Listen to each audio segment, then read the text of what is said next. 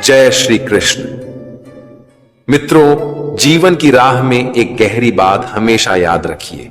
हमारे कर्मों का फल हमें उसी तरह ढूंढ लेता है जैसे कोई बछड़ा सैकड़ों गायों के बीच अपनी मां को पहचान लेता है। यह प्रकृति का अटल नियम है। हम हर पल हर क्षण कोई ना कोई कर्म कर रहे होते हैं, चाहे वह सोचने का हो, बोलने का हो या कोई कार्य करने का। ऐसा कोई क्षण नहीं होता जब हम कर्म से पूर्ण रूप से मुक्त रह सकें।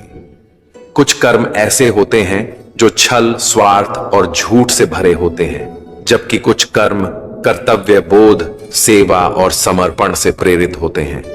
श्री कृष्ण यही समझाते हैं कि कर्म की प्रकृति के अनुसार ही हमें उसका फल मिलता है, अच्छा या बुरा, शीघ्र या विलंब से। इसलिए याद रखिए, हम ना तो कर्म से भाग सकते हैं और ना ही उसके परिणाम से बच सकते हैं। जो जैसा बोता है वैसा ही काटता है।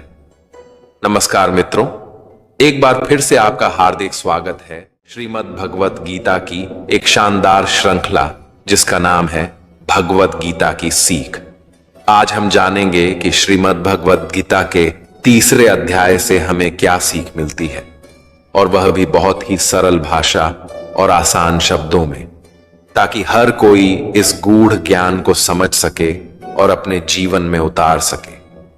प्रथम अध्याय में हमने देखा कि जब महायोद्धा अर्जुन कुरुक्षेत्र की रणभूमि में अपने सगे संबंधियों, गुरुओं और मित्रों को युद्ध के लिए खड़ा देखता है तो उसका मन करुणा और मोह से भर जाता है।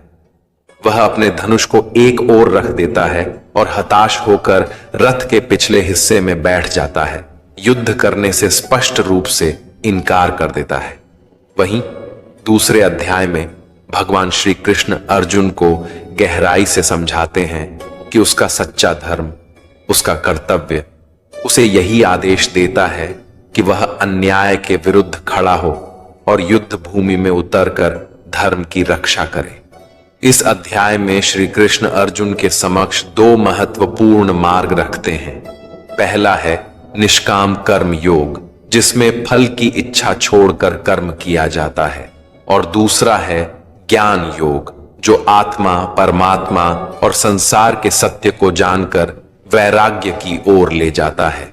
इन दोनों मार्गों के माध्यम से श्री कृष्ण अर्जुन के भ्रम को दूर करते हैं और उसे कर्तव्य पथ पर अग्रसर करते हैं।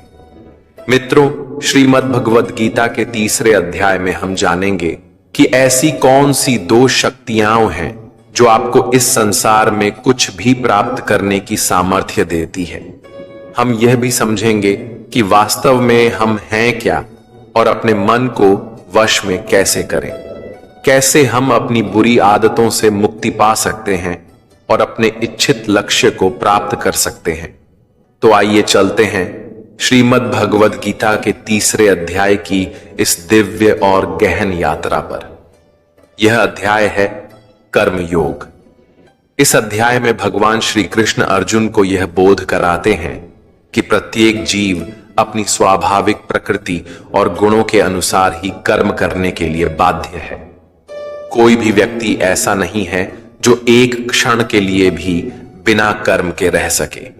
यहां श्री कृष्ण उन लोगों की भी आलोचना करते हैं जो केवल बाह्य रूप से वैराग्य धारण करते हैं, जैसे गेरुए वस्त्र पहनना, दिखावे का त्याग करना, लेकिन भीतर से उनकी इंद्रियां विषयों की ओर आकर्षित रहती हैं। श्री कृष्ण ऐसे लोगों को कपटी और ढोंगी कहते हैं, क्योंकि असली वैराग्य मन और इंद्रियों के संयम में है, न कि केवल बाहरी रूप रंग में। जो व्यक्ति कर्म योग का पालन करते हुए निरंतर कर्म में लगे रहते हैं, लेकिन उनके प्रति मोह या आसक्ति नहीं रखते, वे वास्तव में दूसरों से श्रेष्ठ माने जाते हैं। वे कर्म करते हुए भी भीतर से शांत और निर्लिप्त रहते हैं। इसके बाद भगवान श्री कृष्ण इस बात पर विशेष बल देते हैं कि हर जीव इस सृष्टि की व्यवस्था का एक अभिन्न हिस्सा है और इसलिए उसे अपने कर्तव्यों का पालन अवश्य करना चाहिए। जब हम अपने कार्यों को ईश्वर के प्रति आभार और समर्पण भाव से करते हैं तो वे कर्म यज्ञ का रूप ले लेते हैं। गीता में श्री कृष्ण बताते हैं कि यज्ञों का आयोजन देवताओं को संतुष्ट करने के लिए किया जाता है, और जब देवता प्रसन्न होते हैं तो वे हमें वर्षा, अन्न, सुख और समृद्धि प्रदान करते हैं। यही प्राकृतिक चक्र जीवन को चलाता है। वर्षा से अन्न उत्पन्न होता है और अन्न से जीवन संभव होता है। लेकिन जो लोग इस सृष्टि के चक्र और अपने उत्तरदायित्व को स्वीकार नहीं करते, वे केवल इंद्रिय सुखों की प्राप्ति में लगे रहते हैं। ऐसे लोग न केवल अपने उद्देश्य से भटक जाते हैं, बल्कि उनका जीवन भी अंततः निरर्थक और पापमय बन जाता है। मित्रों, तीसरे अध्याय की शुरुआत उस समय होती है जब अर्जुन श्री कृष्ण से अपनी गहरी दुविधाओं का समाधान जानना चाहता है। वह भ्रमित है कि उसे केवल ज्ञान के मार्ग पर चलना चाहिए या फिर कर्म भी करना चाहिए। अर्जुन भगवान श्री कृष्ण से प्रश्न करते हैं, हे जनार्दन, यदि आपकी दृष्टि में बुद्धि या ज्ञान कर्म से श्रेष्ठ है, तो फिर आप मुझे इस भीषण युद्ध में भाग लेने के लिए क्यों प्रेरित कर रहे हैं? आपने जो उपदेश दिए हैं उनके अर्थ अनेक हैं और उन्हें सुनकर मेरी बुद्धि भ्रमित हो गई है। अर्जुन कहता है, आपकी बातों से ऐसा प्रतीत हो रहा है कि ज्ञान मार्ग अधिक श्रेष्ठ है, फिर भी आप मुझे कर्म करने यानी युद्ध करने के लिए कह रहे हैं। अर्जुन आगे कहता है, तो कृपया आप ही मुझे स्पष्ट रूप से बताइए कि क्या मैं ज्ञान का मार्ग अपनाकर संन्यास लूं या फिर कर्म का मार्ग चुनकर युद्ध करूं? मुझे केवल वही मार्ग बताइए जो मेरे लिए सबसे उत्तम और कल्याणकारी हो। यह सुनकर भगवान श्री कृष्ण मुस्कुराते हुए अर्जुन से कहते हैं, लोकेस्मिन् द्विविधा निष्ठा पुरा प्रोक्ता मया नघ, ज्ञान योगेन सांख्याणाम कर्म योगेन योगिनाम। अर्थात, हे निष्पाप अर्जुन, इस संसार में मैंने पहले ही दो प्रकार की निष्ठाओं का वर्णन किया है। ज्ञान योग उन लोगों के लिए है जिनकी प्रवृत्ति चिंतन, अध्ययन और आत्म साक्षात्कार में होती है, जबकि कर्म योग उनके लिए है जो कर्मशील हैं, जो अपने कर्तव्यों का पालन करते हुए मोक्ष की ओर बढ़ना चाहते हैं। मित्रों, योग का अर्थ है ऐसा मार्ग जो हमें आत्मिक उन्नति की ओर ले जाए और हमारे जीवन को सार्थक बना दे। गीता में श्री कृष्ण दो प्रमुख मार्ग बताते हैं, एक है ज्ञान योग और दूसरा है कर्म योग। लेकिन इन दोनों ही रास्तों में एक चीज समान है और वह है कर्म। कर्म करना अनिवार्य है, चाहे आप किसी भी मार्ग पर चलें।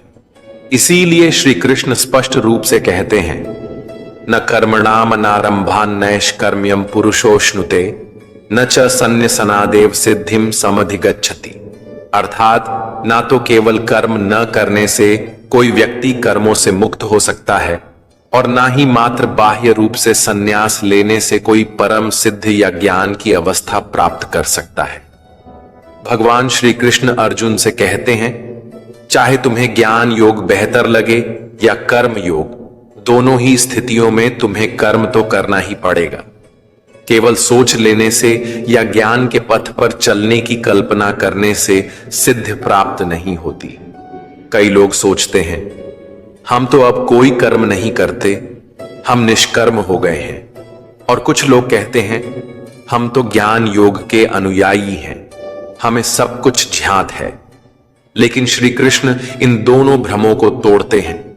वे स्पष्ट करते हैं कि चाहे आप ज्ञान योग में हो या निष्काम कर्म योग में, दोनों में कर्म करना अनिवार्य है।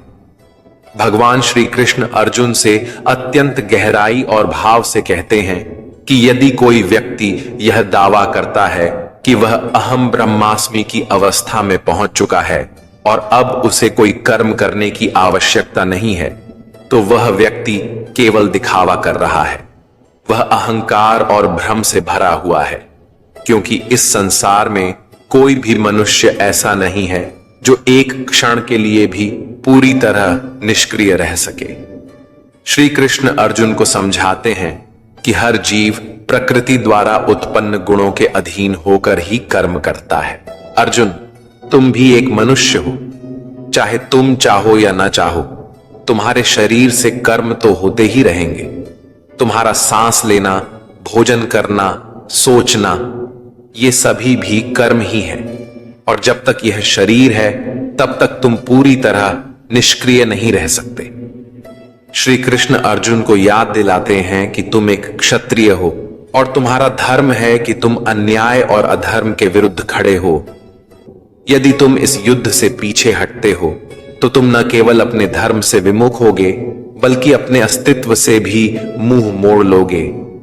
इसलिए तुम्हारे लिए सन्यास का मार्ग नहीं बल्कि कर्म का मार्ग ही सर्वोत्तम है। श्री कृष्ण आगे भावुक होकर कहते हैं कि तुम यह समझो कि ये सभी कर्म वास्तव में तुम नहीं कर रहे बल्कि प्रकृति तुमसे करवा रही है। तुम केवल एक माध्यम हो।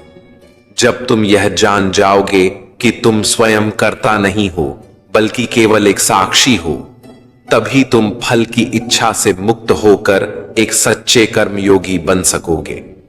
भगवान श्री कृष्ण अर्जुन को आश्वासन देते हैं कि जब तुम अपने सभी कर्मों को फल की अपेक्षा के बिना मेरे चरणों में समर्पित कर दोगे, तब मैं स्वयं तुम्हारा कर्ता बन जाऊंगा।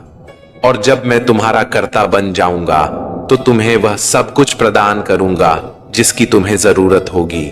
राज्य, सुख, सम्मान, सब कुछ बिना मांगे, बिना परिश्रम किए।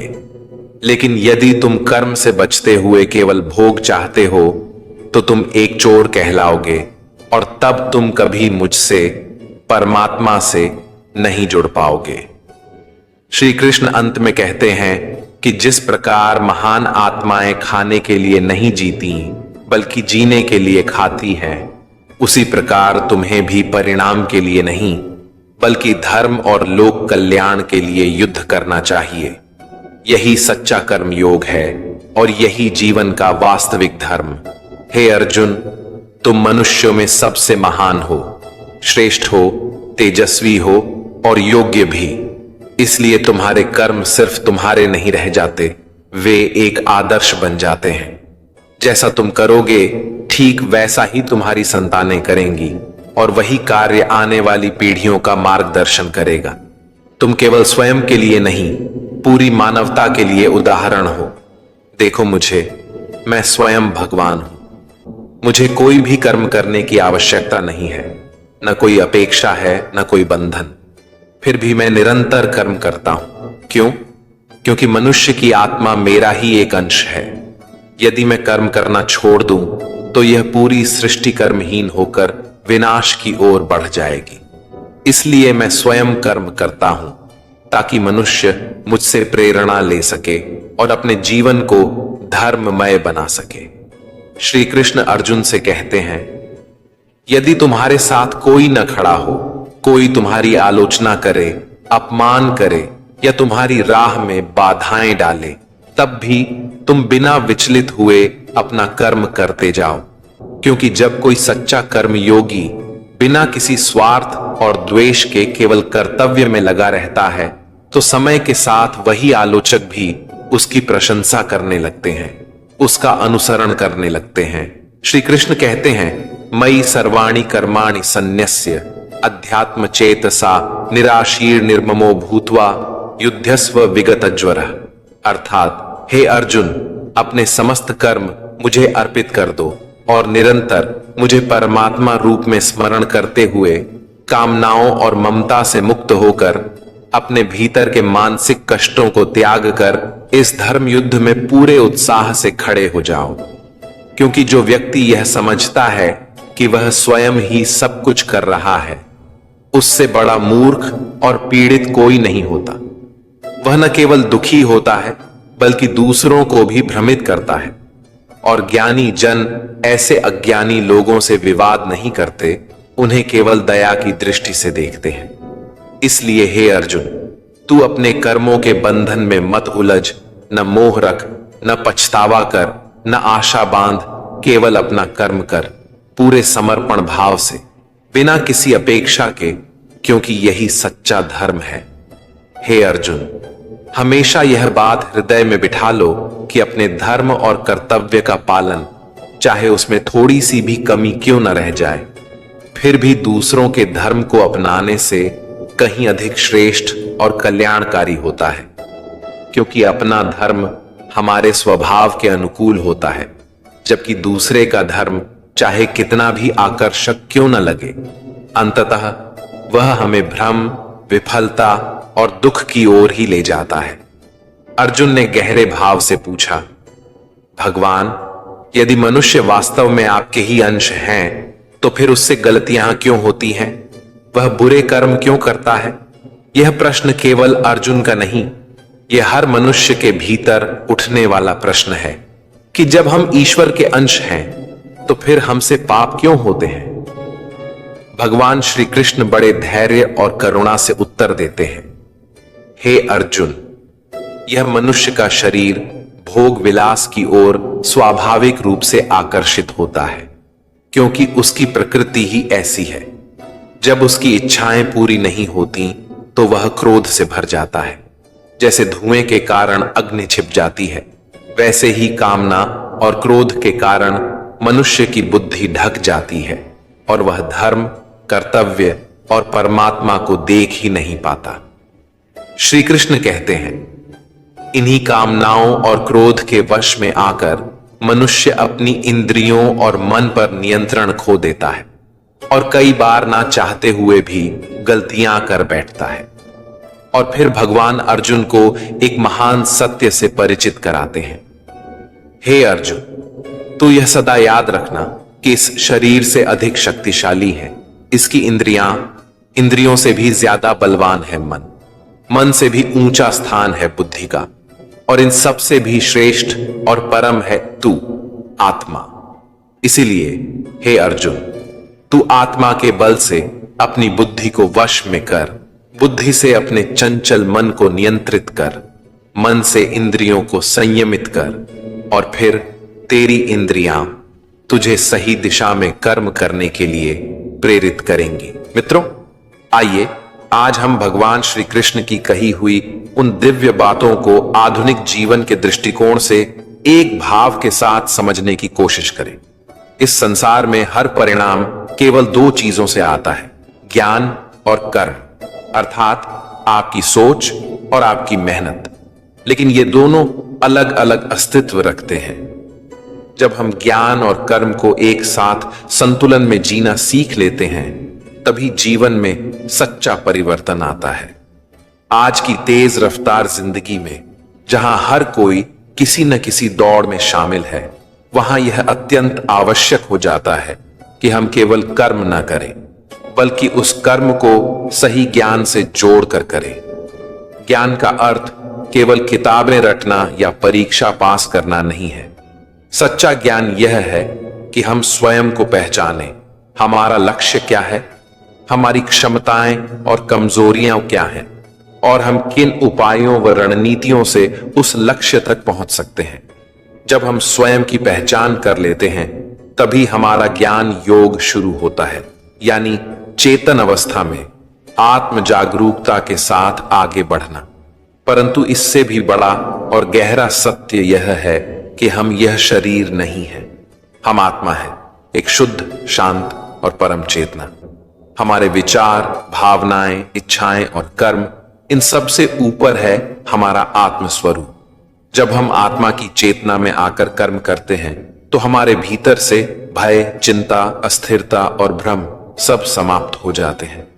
तब हम एक निडर, शांत और आत्मविश्वासी योद्धा बन जाते हैं। और मैं पूरे विश्वास से कहता हूं कि यदि आपने इस भाव को पकड़ लिया, तो कोई भी समस्या, कोई भी कठिनाई आपको नीचे नहीं गिरा सकती। आप हर हाल में ऊपर उठेंगे और अडिग रहेंगे। इसके बाद श्री कृष्ण इस अध्याय में दूसरा मार्ग बताते हैं, कर्म योग, अर्थात आपका कर्म, आपका कर्तव्य। भगवान स्पष्ट कहते हैं कि तुम्हें कभी यह नहीं मानना चाहिए कि तुम स्वयं कोई कार्य कर रहे हो। जब तुम यह मान लेते हो कि कर्ता तुम नहीं हो, बल्कि यह शरीर और प्रकृति है, तब दो अद्भुत परिवर्तन होते हैं। पहला, तुम अपने कर्मों के परिणाम को लेकर चिंतित नहीं रहते, और दूसरा, तुम भावनात्मक रूप से स्थिर होकर अपने कार्य में अपना सर्वोत्तम प्रयास कर पाते हो। यही कर्म योग है, निष्काम भाव से कर्म करना। और अंत में सबसे महत्वपूर्ण बात, जब फल तुम्हारे हाथ में नहीं है तो अच्छा हो या बुरा, उसे अपने अहंकार या हीनता से जोड़कर दुखी मत हो। श्री कृष्ण ने स्पष्ट रूप से कहा है, कर्म करो लेकिन फल की चिंता मत करो। तुम्हारा अधिकार केवल कर्म पर है, फल पर नहीं। इसके अलावा श्रीमद् भगवद गीता के 3 अध्याय में यह भी बहुत सरल और स्पष्ट शब्दों में बताया गया है कि आप अपनी किसी भी बुरी आदत से कैसे छुटकारा पा सकते हैं। उपाय बहुत सहज है। आप स्वयं को उस परमात्मा का एक छोटा सा अंश मानिए, एक शुद्ध आत्मा समझिए। जब आप यह समझ लेते हैं कि आप केवल शरीर नहीं बल्कि आत्मा हैं, तब आप आत्मा के ध्यान से अपने विचारों को नियंत्रित करना शुरू कर सकते हैं। विचारों पर नियंत्रण पाने के बाद आपका मन स्वाभाविक रूप से स्थिर होने लगता है, और जब मन नियंत्रण में आ जाता है तो वह आपकी इंद्रियों को भी वश में कर लेता है। जब आपकी इंद्रियां आपके काबू में आ जाती हैं, तब कोई भी बुरी आदत छोड़ना या जीवन में किसी भी कठिन कार्य को करना आपको मुश्किल नहीं लगेगा। जीवन सरल लगने लगेगा और आत्मबल से भरपूर हो जाएगा।